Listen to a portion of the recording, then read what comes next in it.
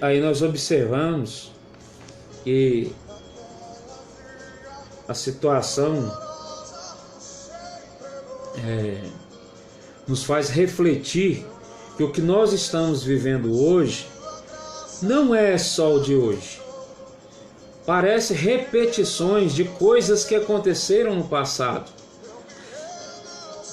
Tanto que a Bíblia, quando nós a dividimos no Antigo Testamento e no Novo Testamento, nós observamos que no Antigo Testamento, antes de Cristo, já estavam acontecendo coisas horríveis ali em relação às atitudes do homem para com o nosso Pai dos céus. Então, eu quero falar para vocês nessa noite um exemplo no Antigo Testamento,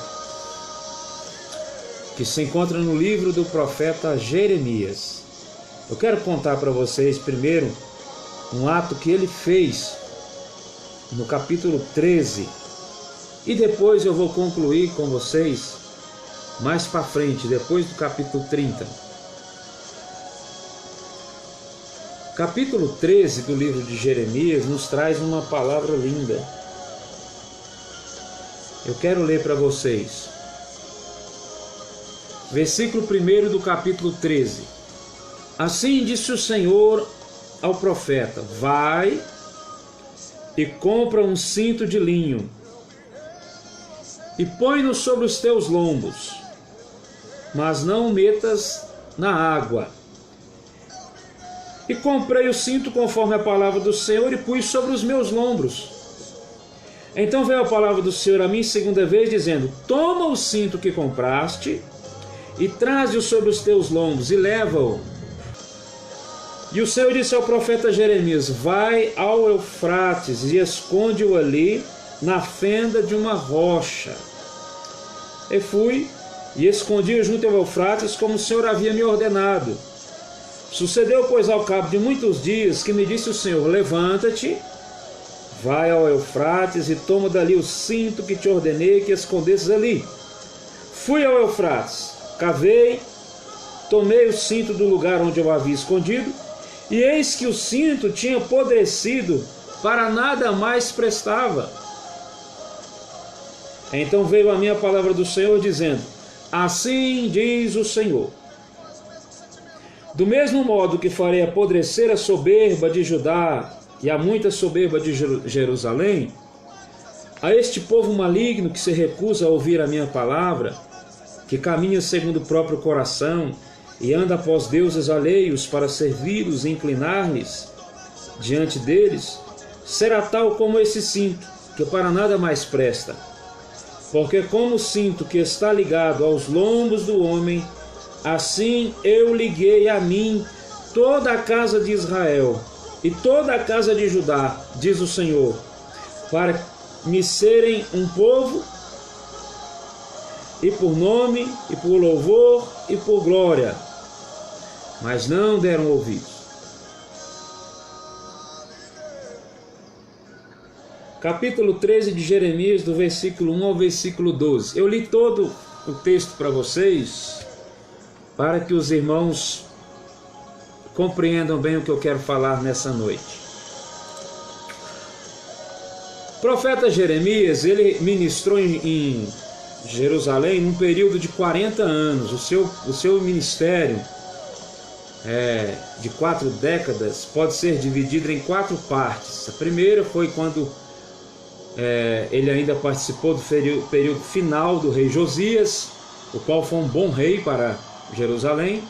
Logo após foi o rei Jeoacás, que teve um período de reino de 3 meses, não concordando em pagar os impostos para o Egito. O Egito então tirou ele e colocou o outro rei, chamado Jeoaquim, que ele era um rei que só obedecia às ordens do faraó. O terceiro foi o rei Zedequias, que foi o péssimo rei, o último rei, ao momento em que foi levado Israel cativo à Babilônia. Foi um dos piores reis de Judá. Ele maltratou muito o profeta Jeremias. E o 4º período do seu ministério foi após o cativeiro, quando então Jerusalém foi levado cativo à Babilônia, e Jeremias ficou nas terras de Jerusalém até o final de sua vida. pois os historiadores dizem que a sua morte não foi em Jerusalém, foi até no Egito, quando então ele foi levado cativo, e lá ele passou os últimos dias de sua vida sendo morto, inclusive por judeus que não concordavam com as suas profecias. A história do profeta Jeremias, ela é muito longa, e ele é conhecido como o profeta chorão, o profeta das lágrimas, porque nesses 40 anos de ministério ele chorou muito por Jerusalém, intercedeu muito pelo seu povo, derramou lágrimas pelo seu povo. Não é diferente o que nós devemos fazer por nossa nação, por nosso povo, por esse povo brasileiro. Temos que chorar por eles, orar por eles, derramar lágrimas por eles, consagrar a vida por eles, e que Deus tenha misericórdia e compaixão da nossa terra. Quando você acessa as vias de comunicação pela internet, propriamente o Facebook, o Instagram, você vê muitas pessoas elogiando a atitude de domingo que vai levar as igrejas cristãs a jejuarem e orarem pelo país em favor de que Deus possa nos livrar dessa doença, dessa pandemia, dessa crise que estamos agora. Como você também encontra pessoas que estão falando mal da atitude do presidente e do governo, que isso não é hora de fazer jejum. Tem pessoas que estão passando fome, necessidade, vai falar para o povo ficar mais com fome. É hora de dar comida, não é hora de tirar a comida. Mas essas pessoas que dizem tal coisa não entendem o significado de 2 Crônicas 7,14, não entendem o significado de que muitas das vezes nós lemos na Bíblia, orai e jejuai. Não entendem o significado de que o jejum, a oração, a consagração, ela quebra barreira, destrói portas que estão fechadas, abre portas que parecem impossíveis, que Deus faz milagres no meio da consagração. Então o profeta Jeremias, ele viveu isso em favor do povo de Israel. E o interessante é que nos dias do profeta, o povo de Israel estava vivendo uma vida tão pecaminosa diante de Deus que eles perguntavam: onde erramos? Você vai encontrar isso no capítulo 9, no capítulo 13, no capítulo 16.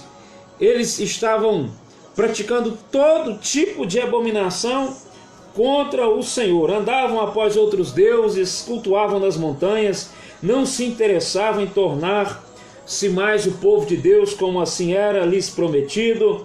Não se importavam mais em relação às prostituições, aos ídolos, à embriaguez, às orgias, aos adultérios, à cobiça do sexo oposto.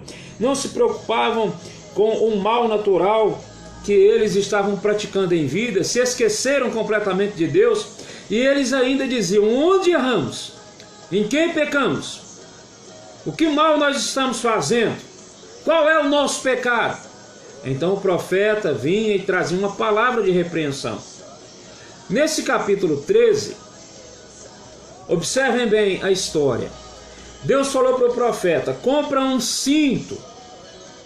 O cinto de linho, o cinto de lã ou o cinto almofadado, quem usava eram os ricos. Deus deixou o profeta comprar o cinto que ele quisesse.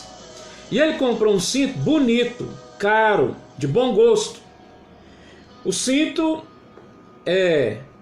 sobre a sua manta, sobre a sua túnica, que ele vestia, a sua roupa, lhe causava diferença, porque todos sabiam que ele era um profeta. Então agora o profeta Jeremias estava com aquele cinto maravilhoso nos seus lombos, andando tranquilo, feliz da vida, se exibindo com o bem que ele havia comprado. Vocês vão observar na leitura que o profeta comprou do seu gosto, né? E o profeta estava feliz com aquele cinto, algo que tinha lhe agradado. Veja uma coisa que eu quero falar para vocês aqui. Nem toda a nossa alegria perfeitamente é a alegria de Deus. Deus, ele quer nos ensinar com algumas coisas, inclusive com essa história. Ele comprou o que ele queria, Deus permitiu ele comprar. Deus mandou ele comprar um cinto, mas ele escolheu o que ele quis. Aí o profeta estava todo lindão, com um cinto maravilhoso, feliz da vida, caminhando para lá e para cá com um cinto. E conforme o seu modelo, a sua satisfação, a sua alegria, Deus deixou ele andar à vontade com o cinto. Mas uma coisa interessante, Romanos 12, versículo 2, memorize isso. A vontade de Deus é boa, perfeita e agradável, maior do que a nossa vontade. Nem sempre a nossa vontade é a vontade de Deus, mas o mais interessante é que Deus, ele quer ver você feliz e compartilhar com você da sua felicidade. Pastor Marcos Marçal, meu amigo, Deus quer ver você abençoado, Deus quer ver você feliz, Deus quer ver você alegre. Assim, dessa forma, Deus, ele permite você assim agir, porque ele quer ver a sua felicidade. Agora, o que Deus tem para nós, aleluia, é bem maior do que aquilo que nós queremos ou temos, porque os maiores sonhos e prazeres de Deus é maior do que a nossa felicidade material. Você pode ter que comprar um carro bom, uma casa boa, reformar sua casa, moto, sei lá, o bem material que você quis. Deus ficou feliz porque você comprou, foi Ele que deixou você comprar, mas só que Ele quer te dar muito mais do que isso. Ele quer algo maior com você. Aí o Senhor fala para o profeta assim: tá bonito o cinto, né, Jeremias? Agora eu quero que você pegue esse cinto bonito, sobe lá no Eufrates e enterra ele, coloca ele no meio das rochas. Por que não pode ser aqui no Jordão? Não, é lá no Eufrates. O Jordão estava no meio de Israel, o Eufrates estava na divisa da Babilônia com Israel. Ele andou de 950 a 1000 e poucos quilômetros. De 950 a 1.200 quilômetros, Jeremias andou para enterrar o cinto que ele havia comprado. Vocês conseguem entender que os planos de Deus é diferente do nosso? Às vezes a gente se surpreende com o agir de Deus. Jeremias poderia ter perguntado: mas por que eu não posso enterrar aqui no Jordão? Deus falou: não, aqui está facinho de alguém achar e pegar aquilo que é seu. Eu quero que você põe lá longe, que ninguém vai mexer. Esconde ele no meio das rochas. Guarda esse cinto lá dentro. Aí o profeta assim o fez. Ele andou meses até chegar lá no Eufrates. O cinto não foi feito para ser enterrado. O lugar do cinto é na cintura. Colocado na terra, colocado no meio das rochas, em pouco tempo o cinto apodreceu, para mais nada ele prestava. Duas coisas eu quero destacar aqui com vocês. A primeira delas, o inimigo das nossas almas tem feito coisas terríveis hoje em dia, com a moral, com a honestidade, com a honra, com as virtudes recomendadas por Deus a nós, que tem enterrado tudo aquilo que o Senhor tem nos dado na areia molhada, para apodrecer até mesmo o nosso nome, o nosso caráter, a nossa reputação, por alguma atitude ou alguma desobediência, talvez por uma omissão, por preguiça, por agir com o espírito de Jonas, fugir da obra de Deus. Deus às vezes ele permite que o diabo faça isso, mas a segunda coisa que eu quero te dizer, pior do que isso, irmãos, é que quando nós estamos agindo nessa terra, vendo os estragos que o diabo está fazendo nesse mundo, as mazelas que as pessoas estão vivendo, muitos obreiros têm enterrado o seu cinto. Eles têm guardado aquilo que era dele, o seu talento. Ele tem escondido aquela maneira poderosa que ele tinha de pregar a palavra, aquela unção que Deus usava no louvor, no ministério da pregação, para pastorear a igreja, para cuidar do rebanho. E ele tem se calado, ele tem se acovardado, ele tem se escondido, ele tem ficado de cabeça baixa, ele tem ficado com um zíper na boca, não tem falado mais nada. Isso aí é esconder o seu talento, é guardar aquilo que Deus entregou. Então tem pessoas que pararam por causa do pecado dos outros, outros pararam porque não lhe deram oportunidade de trabalhar, outros pararam porque vieram afrontas sobre a sua vida pessoal, ainda aqueles que esconderam o seu talento só porque ele cometeu alguma falha e não foi perdoado pelo ministério, convenção ou igreja, etc. Aí ele parou, ele enterrou o talento, ele enterrou o cinto, ele disse: olha, não vou fazer mais nada, para mim já deu, acabou, não quero mais. Mas uma grande verdade que eu te digo nessa noite é que a maior riqueza que existe nessa terra, diante da criação de Deus, é que cada um é cada um. Você não tem que ser igual a ninguém. Seja você com o talento que você tem, prega a palavra do jeito que você sabe, canta do jeito que você sabe, ministra do jeito que você sabe, seja o obreiro que Deus te chamou para ser, prega a palavra do jeito que você sabe pregar, ministra do jeito que você saiba ministrar, ore pelas pessoas, interceda, seja um varão, uma varoa de guerra, independente da opinião alheia, seja você um instrumento de Deus. Aleluia. Independente do que pensam de você, eu te digo que é Deus que está na tua frente, é Deus que está na tua vida, é o Senhor que tem te feito chegar até aqui aonde você tem chegado. Não é hora de esconder o cinto, não é hora de esconder o talento. Aleluia. Olha só que lindo, versículo 11. Versículo 11. Porque como o cinto está ligado aos lombos dos homens, assim eu te liguei a mim. Ele está falando, ó casa de Israel, e toda a casa de Judá, assim diz o Senhor, para me serem por povo e por nome, e por louvor e por glória. Aleluia. Deus, Ele quer você colado nele. É isso que eu quero pregar para você nessa noite. Ele usou o cinto para tipificar essa ligação, essa conexão. Deus, Ele queria que o povo entendesse isso. Nós estamos ligados, nós estamos juntos. Aleluia. O Senhor, Ele quer que nós estejamos ligados com Ele. Deus não nos chamou para a perversidade do pecado, versículo 10. Deus não nos chamou para sermos pessoas separadas dele, não. Ele quer que nós sejamos e vivamos uma vida santificada, com louvor e glória para o nome dele. Fica claríssimo nesse texto que ele nos deseja bem próximos, bem ligados aos seus lombos. Por que Deus nos quer assim ligado com ele? Junto do nosso Pai, queridos, somos abençoados e abençoadores, juntos e obedientes ao ensino divino. Somos cintos usáveis e duráveis, que não vão se estragar, não serão enterrados e nem se misturar no meio da sujeira. Deus, Ele quer te ver sendo esse varão e varoa, oh aleluia, com as mãos cheias de bênção nessas últimas horas para ministrar vitória na vida das pessoas. Independente do que você está passando hoje, você é um abençoado, você é uma abençoada. Bata no seu peito e diga, eu sou abençoado, eu sou um profeta. Aleluia. Glória a Deus.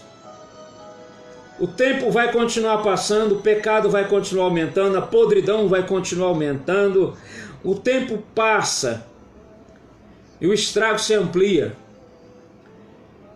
O mundo não vai melhorar, mas aqueles que estão ligados em Cristo, além de estarem seguros, vão usufruir do melhor de Deus. Aonde você está? Na cintura de Cristo? Ou está se estragando, enterrado na terra, na beira do rio? Aonde você está? Você está com talento enterrado ou você está sendo usado por Deus? Deus quer escrever uma nova história sobre a tua vida.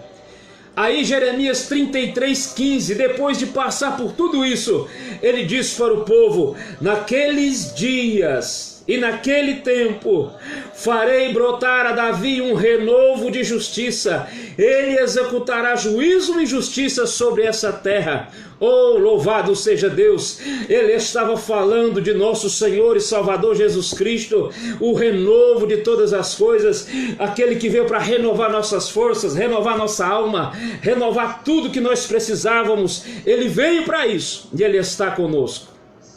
Deus estava usando o profeta Jeremias para dizer que um renovo viria sobre a vida deles. E eu estou falando para você que nessa noite, Deus tem renovo para você, Deus tem milagre para você, Deus tem bênção para você, Deus vai fazer coisa nova. Escute o que eu estou dizendo aqui hoje para você nessa noite. Esse coronavírus não vai acabar com você nem com a sua família. Essa peste, essa praga, esse demônio dos infernos que tem se levantado na terra não vai tirar de você as promessas que Deus tem na sua vida. E quando acabar essa epiderme, quando acabar essa pandemia, quando acabar esse sofrimento, glorifique ao Senhor, porque grandes coisas você vai testemunhar na igreja, porque Deus vai abrir as portas do céu e abençoar a sua casa. Se você crê, então adore a Deus e diga: eu creio, amém, vou sair vivo dessa e vou sair com vitória. Aleluia. Deus vai te dar o milagre. Jesus Cristo veio ao mundo para ser o renovo das nossas vidas, e nós fizemos a profissão de fé nele. Tudo quanto nós fizemos com ele, Deus renova. A partir do momento que você entregou a sua vida para ele, você já é uma nova criatura. 2 Coríntios 5,17. Assim, se alguém está em Cristo, nova criatura é. As coisas velhas se passaram e eis que tudo se fez novo. Quando você pensa que fez tudo errado, oh aleluia, saiba de uma coisa: Jesus é o único que pode executar a justiça ou fazer tudo dar certo. E ele vai fazer dar certo. Se tudo que talvez você tenha escrito aí na tua história deu errado ou está dando errado, saiba que Jesus Cristo é o autor da vida, Atos 3,15. É o autor da nossa salvação, Hebreus 2,10. Ele é o autor da fé, Hebreus 12, verso 2. Então deixa Jesus Cristo mudar a sua história. Ele pode mudar a sua história, seja ela como estiver, do jeito que está. Você vai sair mudado, renovado e abençoado em nome de Jesus. É tempo de renovo. Quando as crises vinham para Israel, Deus queria que eles fizessem o quê? Orassem, se arrependessem e buscassem a face do Senhor novamente. Assim sendo, consequentemente, viria vitória, viria bênção, viria milagre, viria fartura. É por isso que eu estou pregando, profetizando para você isso agora. Nesta crise, muitos estão se arrependendo, muitos estão retornando ao Senhor, muitos estão voltando aos passos do Senhor. E Deus vai trazer milagres. Aleluia. Colossenses 2,14. Havendo riscado a cédula que era contra nós, nas suas ordenanças, a qual de alguma maneira nos era contrária, ele a tirou do meio de nós, cravando-a lá na cruz.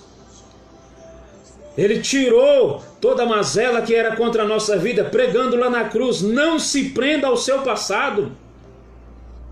A primeira coisa que precisamos para reescrever a nossa história é apagar o nosso passado. Contudo, isso é algo impossível para nós seres humanos, mas não para Deus. Porque a boa notícia que eu tenho para te dizer aqui nessa noite está registrada lá em Miqueias capítulo 7, versículo 19.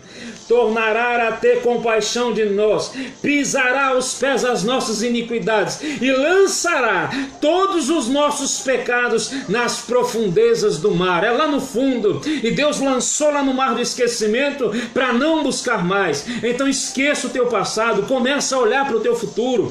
O teu presente está difícil, mas olha lá para frente, olha para o teu futuro, porque Deus ele tem coisas maiores para fazer na tua vida. Existem pessoas que estão muito carradas com o seu passado, não consegue olhar para frente, vive angustiada, vive numa depressão por alguma coisa que aconteceu no seu passado. Irmão, esquece o seu passado, olha para frente. Deus tem coisa maior e melhor para você. Aleluia.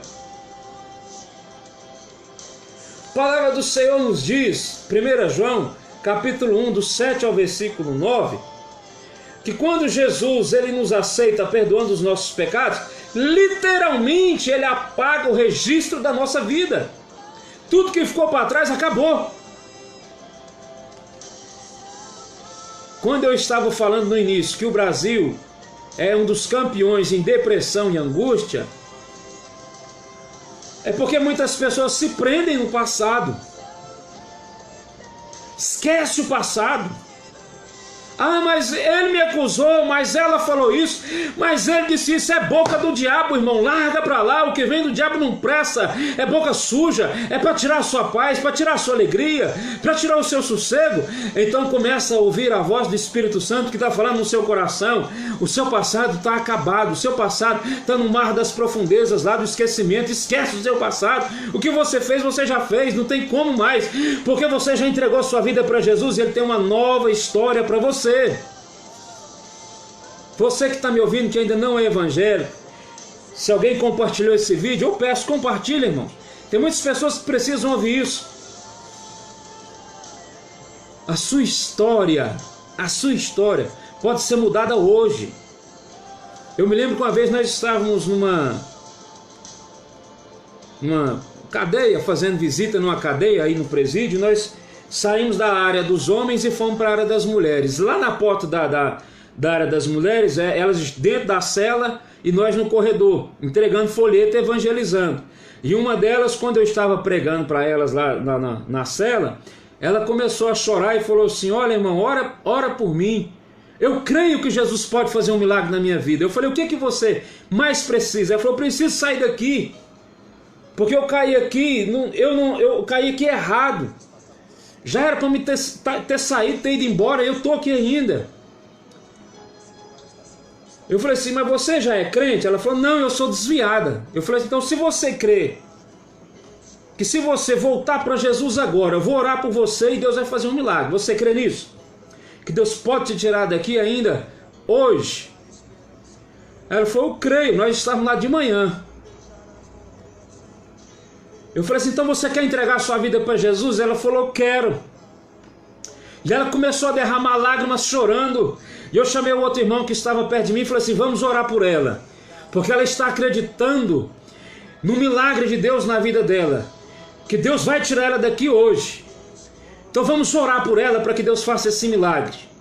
Ela está entregando para Jesus. E ela começou a chorar, e nós oramos por ela, fizemos uma fervente oração de fé mesmo, crendo no milagre. Quando nós terminamos a oração e estávamos conversando com as outras, veio uma pessoa no meio do corredor gritando o nome dela. Ela levantou a mão do lado de fora das grades e o cara disse para ela que a soltura dela estava liberada. Ele balançou o papel dizendo que ela ia ser liberta naquela hora. Irmãos, eu não sei como isso aconteceu, eu só sei que nós fomos usados por Deus para profetizar um milagre na vida dela, e o milagre aconteceu. Foi comigo, eu estava lá, e eu estou dizendo para você, pode ser que a sua vida receba um milagre nessa noite, se você acreditar nessa palavra. Exalte o nome de Cristo, glorifique a Deus e diga: minha esperança é o Senhor, e eu sei que Deus também vai fazer um milagre na minha vida e na minha casa. Aleluia! Louvado seja Deus. Quando olhamos para a nossa história, muitas das vezes nós vemos coisas que travam os nossos caminhos, os erros e tropeços da nossa vida. Mas assim como a história da humanidade está dividida entre antes de Cristo e depois de Cristo, a tua vida também está dividida. Antes de você ser um servo de Deus e depois que você é um servo de Deus. Então, da mesma forma que a sua vida tem agora uma nova história, eu te digo mais: lembra-se de que quando Cristo estava no Calvário, entregando a sua vida lá na cruz, quando ele disse: está consumado, o véu se rasgou de alto a baixo. Era Deus naquele momento da morte de Jesus Cristo, dizendo que a partir do momento que o véu do santuário rasgou-se em duas partes, de alto a baixo, Deus estava dizendo que iria rasgar a velha história da tua vida para te dar um caminho novo, para começar uma nova história e uma nova vida. Aleluia! Ao rasgar o véu, Deus estava dizendo para você: tenho um caminho novo para você. Ao rasgar o véu, Deus estava dizendo para você: eu quero algo novo com você. Deus estava dizendo para nós naquele momento: é hora de usar o cinto novo, porque eu tenho coisa melhor para você. Aleluia. Pastor, mas eu já sei disso. Eu sei que você sabe, mas muitas das vezes você se esquece disso. Aí você fica martelando a sua cabeça em pensamentos mais negativos do que positivos. Deus pode apagar tudo e fazer algo novo. Sabe por quê? Porque o nosso Deus é o Deus que sempre escreverá o nosso futuro. Provérbios 23, versículo 18. Porque deveras haverá bom futuro sobre a tua vida, e não será frustrada a tua esperança. Aleluia! Não será frustrada a tua esperança, porque Deus tem um bom futuro para você. O segundo passo dessa mensagem que eu te digo nessa noite, para que a sua história continue sendo escrita pela mão de Deus, é que em nossas vidas é só começar a confiar inteiramente no Senhor, que Ele vai escrever e você vai colher o que Deus vai te dar. Aleluia! O que podemos fazer hoje determina o nosso futuro. Por isso que o nosso futuro começa agora. Deus sabe, somente Deus sabe o seu futuro. Isaías 44, versículo 7. O profeta Isaías diz: e quem proclamará, quem profetizará como eu? Não há nenhum Deus semelhante ao nosso Deus. Ele até desafia: apresente-o a mim. Então não há ninguém melhor para consultarmos do nosso amanhã do que o nosso Deus. Porque é Ele que conhece o nosso futuro. É Ele que sabe a nossa história. Jesus Cristo diz que Ele é o caminho, Ele é a verdade, Ele é a vida. Então é Ele que sabe a nossa história. O profeta Jeremias diz no capítulo 31, versículo 17. Deus também declara para nós através da boca do profeta: a esperança para o teu futuro, diz o Senhor. A esperança para você. Por isso que nós podemos sonhar que o amanhã será melhor. O seu futuro está nas mãos de Deus. Deus escreve uma nova história para você. O Senhor promete que abrirá os caminhos para os teus sonhos.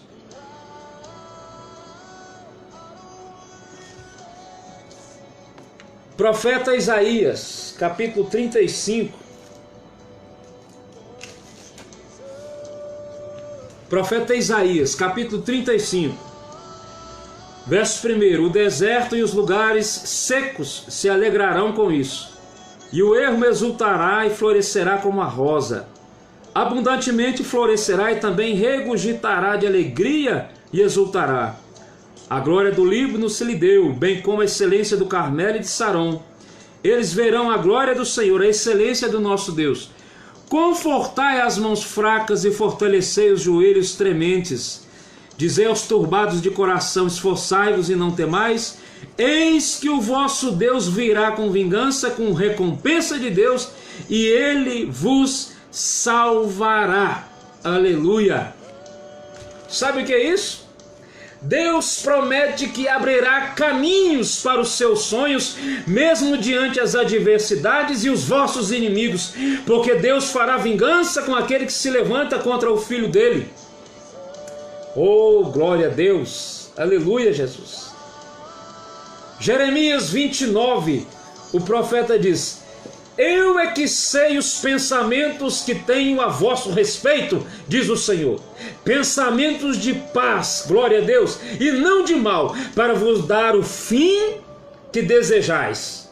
Então me invocareis, passareis a orar a mim e eu vos ouvirei. Buscar-me-eis e me achareis quando me buscares de todo o vosso coração. Serei achado de vós, diz o Senhor, e farei mudar a vossa sorte. Isso aqui é mudar a sorte, é renovo, é vitória, é bênção nova, é Deus trazendo para nós alegria na nossa alma e vai nos tirar de toda angústia, porque Ele tem coisas novas para nós. Aleluia, glória a Deus. Bendito seja o nome do Senhor. Saiba que Deus tem pensamento de paz sobre a tua vida. Versículo 11. Tudo começa quando começamos a orar. Versículo 13, de todo o nosso coração. Aí o versículo 14 ele completa: então o Senhor mudará a nossa sorte. Pensamento de paz, começando a orar, humilhar, arrepender, crer de todo o coração. Aí, versículo 14, aí ele vai mudar a nossa sorte. Muitas pessoas estão presas, é porque até hoje não entendeu essa mensagem. As coisas mudam quando começamos a buscar a presença de Deus. Entregamos o nosso coração. E aí o Senhor completa na nossa vida. Amém? Ele quer realizar os teus sonhos. Deus quer realizar os nossos sonhos. Salmo 37, versículo 4. Deleita-te também no Senhor, e Ele concederá os desejos do teu coração. Olha que coisa linda. Salmo 37, versículo 4. Agora deixa eu dizer uma coisa para você que é um pouco pesada, mas há muitos crentes com coisas velhas na sua vida que precisam ser renovadas, precisa de restauração na sua vida física e na sua vida espiritual. É tempo de renovo. Tem muitos crentes hoje que estão carregando coisas do passado, coisas que estão lhe prendendo, como aquela passagem, aquela história do peregrino de John Bunyan. A pessoa ainda carrega coisa do passado, presa nele. Está precisando jogar fora algumas coisas aí que está carregando. Irmão, deixa eu falar, porque às vezes nós encontramos pessoas que há muito tempo nós não vimos. Paz do Senhor, irmão, paz do Senhor. Tudo bem? Tudo. Como é que tá? Eu tô lá com aquele negócio, com isso, com aquilo. Murmura, reclama, tá preso até hoje em coisa de 10 anos atrás, de 15 anos atrás, de 20 anos atrás, tá amarrado naquilo. Solta isso, irmão. Larga essa bagagem. Vamos levar coisa nova. Restauração. Tem muito crente velho preso ainda em muito costume, em muita doutrina, que matou muita gente nos anos 80, nos anos 90, e não é renovado. Eu falei de coisa física, agora de coisa espiritual. Tem muitos crentes que não é renovado no Espírito Santo. Tem muito tempo que não fala em língua estranha. Não é renovado em língua estranha. Fala a mesma língua estranha desde o dia que aceitou Jesus e foi batizado com o Espírito Santo. Nunca mudou as línguas estranhas. Por quê, pastor? Falta de renovo. Não recebe mais os dons do Espírito Santo. Não profetiza. Não tem revelação. Não recebe nada de novo. Está preso em coisa velha. Precisa renovar. A nossa vida precisa de renovo. Se nós não buscarmos esse renovo, a nossa vida às vezes vai ficar bitolada, presa, amarrada em muitas coisas do passado. E a gente não usufrui das bênçãos de agora. Preciso renovar a aliança com Ele. É tempo de usar o cinto novo. Salmos 37, versículo 3. Confia no Senhor, faze o bem, e habitarás na terra, e verdadeiramente serás alimentado.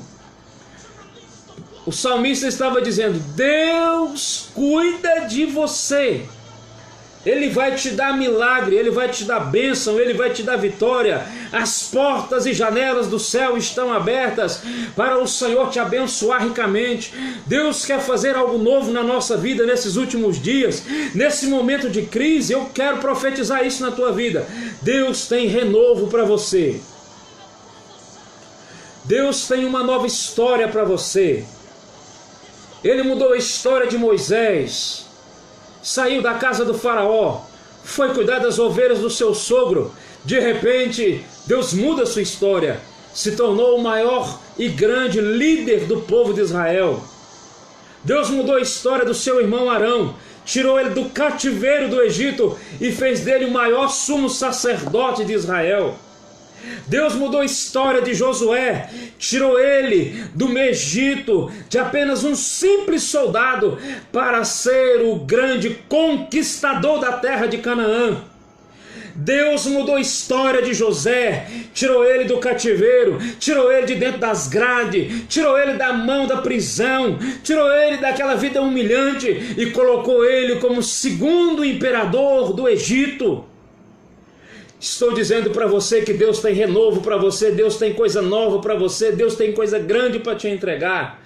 Deus mudou a história de Raabe, tirou ela do meretrício, de cima da muralha de Jericó, e fez ela se tornar uma princesa na tribo de Judá. Deus mudou a história de Ruth, tirou ela lá do campo de Moabe, e fez ela se tornar uma das progenitoras de Jesus Cristo. Deus mudou a história de Esther, fez ela sair lá do meio das ruas de Israel, de uma simples judia, a se tornar rainha. Deus tem vitória para você. Deus mudou a história de Davi, tirou ele lá do campo, do pasto, das ovelhas, e fez Davi se tornar o maior rei de Israel. Deus mudou a história de Batseba, Deus fez ela ser a mãe do homem mais sábio dessa terra, Salomão. Deus mudou a história de Elias, lá em cima do Monte Carmelo, diante os falsos profetas de Baal. Deus mudou a história de Eliseu, quando colocou ele entre os maiores profetas de Israel.